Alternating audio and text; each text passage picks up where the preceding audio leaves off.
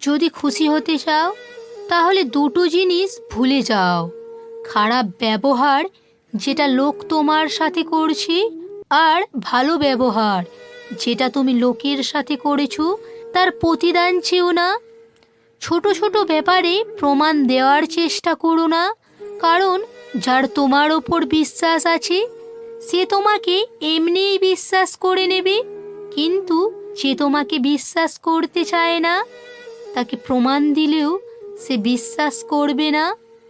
লোকেদের সাথে মেলামেশা করার সময় এতটাই ঝুঁকো না যে ওঠার সময় সাহারা না নিয়ে উঠতে পারবে না।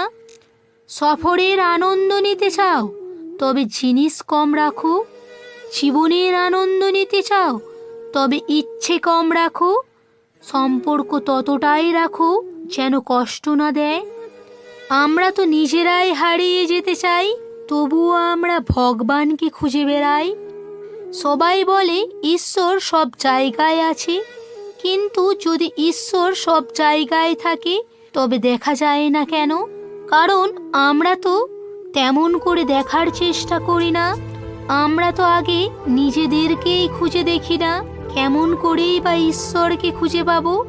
তাই সবার আগে নিজেকে খুঁজে দেখো, ঈশ্বর তোমায় খুঁজে নেবে।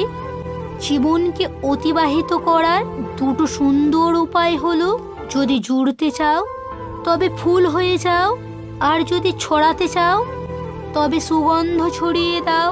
ভালো লাগা আর ভালোবাসার মধ্যে অনেক পার্থক্য। যখন তোমার ফুলকে ভালো লাগবে তখন তুমি ফুল গাছ থেকে তুলে নেবে, কিন্তু যখন তুমি ফুলকে ভালোবাসবে তখন সেই গাছে তুমি প্রতিদিন জল দেবে যাতে ফুল সুন্দর থাকে। শান্তি নিজের ভেতরে খোঁজো, তাকে বাইরে খুঁজতে যেও না। বর্তমান সমাজে ধন সম্পত্তির ওপর এত জোর দিয়ে ফেলি, আমরা আমাদের জীবনের খুশিকে সফলতা দিয়ে বিচার করতে চাই। লোকে যেভাবে দেখতে চায় সেই মতো সফল হতে চাই, কিন্তু শান্তিপূর্ণ জীবন মনের ভেতরেই পাওয়া যায়।